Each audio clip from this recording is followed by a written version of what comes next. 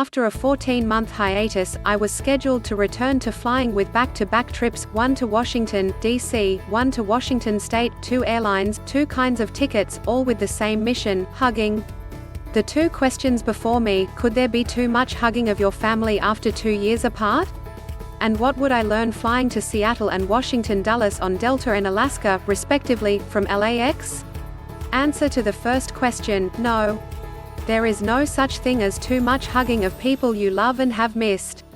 Answer to the second: I learned plenty and also had the awful realization that travel muscle memory fades. Here are some pitfalls worth noting if you're flying after not flying for a while. Some of the new rules of flying have been repeated so often that they cannot be a surprise. Wear a mask in the terminal and on the plane and expect limited in-flight food and beverage. Check and check. Here's one I didn't anticipate before my 7:45 a.m. departure to DC, that place you always parked may not be open. Check and nearly mate. I left home in plenty of time for my flight. Good thing, because there was a surprise. Lot E, the economy lot at LAX, is closed, and there is no timeline for reopening. The sign at Lot E told me I could park at the airport. A recording on the telephone number 310-893-4676 on the LAX parking website said the same thing. My bank account told me I could not. But the recording also reminded me I could park at nearby hotels and third-party lots. Time to renew my romance with the parking spot on Century Boulevard, which I jilted when Lot E opened in 2019.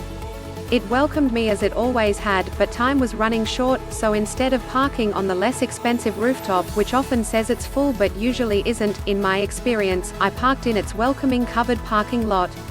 My 5 days of parking cost $133, just $37 less than my round-trip main cabin fare to D on Alaska.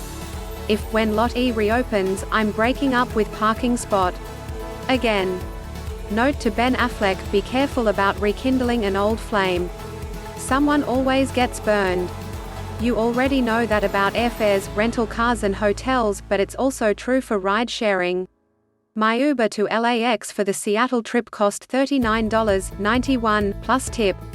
But upon returning, the fare quoted for LAX to home was $63.71. I checked Lyft, and it was quoting $40. Had I known Lot E was closed, I would have used rideshare for my trip to D. Lesson learned. Again. In a bid to mitigate the pandemic blow, airlines that offer the no-perk basic economy ticket loosened up. In the before times, an unused basic economy ticket was money down the drain. No credit, no refund. You couldn't pay a change fee in hopes of recouping at least some of the ticket's value. During the pandemic, airlines' hard hearts softened, and you could change a basic ticket, avoid the fee and retain its value. Now it's back to the bad old days.